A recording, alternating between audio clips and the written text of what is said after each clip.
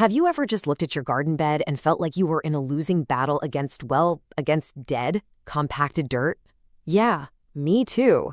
Okay, let's dive right in, because we are about to completely transform that lifeless patch of ground into a thriving, self-sustaining ecosystem that is absolutely packed with earthworms. It's such a common problem. It's maddening. You do everything right. You add the compost, you buy those fancy bags of soil, but your raised bed still turns into a heavy, muddy mess when it's wet and a solid brick when it's dry. Your plants struggle, and you can't find a single worm. Well, you're not alone, but it turns out you've been tackling the wrong problem all along. And this right here, this quote, gets to the absolute heart of it. That old advice to just bury your kitchen scraps, that's actually why so many gardens fail to get any better. See, we've been obsessed with food, but the real secret, it's about building a home. If you can just get this one mental shift right, I'm telling you, everything in your garden is about to change. Okay, so let's dig into this silent problem happening right under our feet. The issue isn't that you're not giving worms enough food. The real problem is that your soil isn't actively a hostile place for them and for all the other essential life that should be there. And it all kind of links together, right? Worms actually breathe through their skin, so that heavy, compacted soil literally suffocates them. There's no oxygen. And that last point, it is so crucial. They don't want your fresh kitchen scraps. No, they're looking for the microbial party that's already happening when things are decomposing. When you bury fresh waste in dead soil, it just rots without oxygen, and that is a major turnoff for any worm.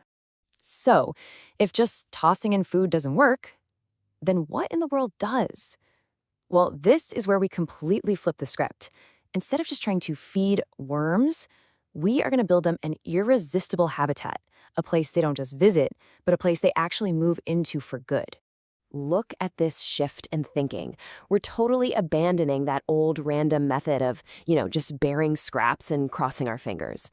Instead, we are adopting a very deliberate system to create something called a feeding zone. This is the game changer.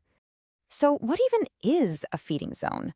Well, think of it like a targeted underground compost bomb. It's a carefully prepared mix that you bury specifically to kickstart that microbial activity that worms absolutely love. It creates the perfect, damp, oxygenated environment that worms are just hardwired to find. And the secret sauce to making the perfect feeding zone? It all comes down to this one simple ratio: 3:1. Seriously. Memorize this. This is the golden number that makes sure you get steady, healthy decomposition instead of that slimy, smelly rot. So what does 3:1 actually mean in the real world? It's simple. 3 parts carbon material, what we call browns, for every 1 part of nitrogen, or your greens. And for the carbon, nothing beats shredded, non-glossy cardboard. For the nitrogen, use your kitchen scraps like veggie peels and coffee grounds. Just try to avoid anything really oily or salty. Now listen up, because this is the step that everybody skips, and it makes all the difference in the world. Before you bury a single thing, you have to mix your wet cardboard and scraps together and just let it sit for 2 or 3 days. This pre-composting is what kickstarts the microbial breakdown.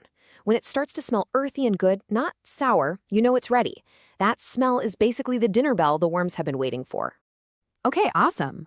Let's head out to the garden bed and actually build one of these things. This process is so incredibly simple, you could seriously do this afternoon. The whole thing is just 4 simple steps. First, you're going to dig a trench about 6 to 8 inches deep. Then you fill it with a 2 to 3 inch layer of that awesome pre-composted mix we just made. Cover it back up right away. Worms like the dark. And finally, give it a really good, deep watering. You want to make sure that moisture soaks all the way down to that buried layer to really get things cooking. And that's it. Now you just have to wait. But trust me, below the surface, an absolutely amazing transformation is already kicking off. You've basically just opened up a 5-star hotel for earthworms. And in the soil world, word travels fast. And this really shows you why cardboard is the absolute hero of this method. I mean, unlike grass clippings that just turn into a slimy mat, or leaves that take forever to break down, cardboard does something totally unique. It holds its structure even when it's wet, which creates tiny little air pockets for oxygen. And it acts like a sponge, keeping moisture levels perfect. It's the ideal foundation for a habitat. And you know what? You're going to see results way faster than you might think. In just a couple of weeks, you'll actually feel the soil getting looser. After about a month, if you dig down, that cardboard mix will be nearly gone. It's turning into dark, crumbly earth. And if you keep doing this throughout a growing season, you will have a fully colonized living soil ecosystem. It's amazing. Now, all this incredible work happening underground doesn't stay underground for long. The real payoff, the really exciting part, is what you're going to start to see happening with your actual plants. Because the soil is now so loose and aerated, your plant's roots can just dive deep and get super strong. The soil holds water like a perfect sponge, which means way less stress on your plants during those hot spells. And over time, you'll realize you're barely buying any fertilizer because the worms are doing all that work for you. You're building a truly resilient garden. This really drives home that fundamental shift in thinking. Fertilizers, they're just a short-term fix. They feed the plant, sure, but they do absolutely nothing to heal the soil.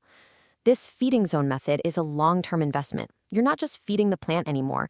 You're building a system where the soil itself does the feeding, and its benefits just compound season after season. Ultimately, this isn't just another gardening hack. It's a whole new philosophy. It's a shift from trying to force results to instead building the perfect conditions where amazing results just happen naturally. And to keep this incredible system going, all you have to do is add a new feeding zone in a different spot every 3 to 4 weeks or so during the growing season. You don't have to redo the whole bed. By just rotating the locations, you're creating these overlapping layers of rich, living soil that will eventually transform your entire garden. So please remember this. With every single feeding zone you bury, you're not just putting out a temporary invitation. You are building a home. You're giving those worms and all that life a reason to stay, a reason to reproduce, and a reason to continuously work for you, improving your soil day in and day out. So the next time you head out to your garden, I want you to ask yourself this question. Are you just trying to feed your plants for today, or are you finally ready to build a living soil system that's going to feed them for years to come? Because that choice, it changes absolutely everything.